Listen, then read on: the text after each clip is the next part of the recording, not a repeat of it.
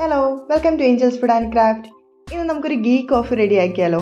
അപ്പോൾ അതിനുവേണ്ടി ഒരു സോസ് പാനിലേക്ക് 1 കപ്പ് വെള്ളം ചേർത്ത് ഞാനൊന്ന് ബോയിൽ ചെയ്യാനായിട്ട് വെക്കുന്നുണ്ട്. അപ്പോൾ വെയിറ്റ് ലോസിന് വേണ്ടിയുള്ള ഒരു സ്പെഷ്യൽ ഗീ കോഫി കൂടിയാണിത്. ഇതിൻ്റെ മെയിൻ ഇൻഗ്രീഡിയൻ്റ് എന്ന് പറയുന്നത് നെയ്യാണ്.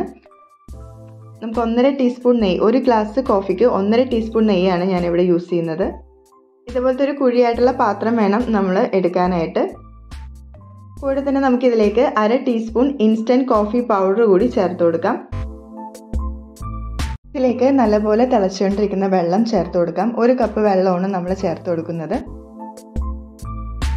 എന്നിട്ടൊരു ബീറ്റർ വെച്ച് നമുക്കിത് നല്ലപോലെ ഒന്ന് ബ്ലെൻഡ് ചെയ്തെടുക്കാം.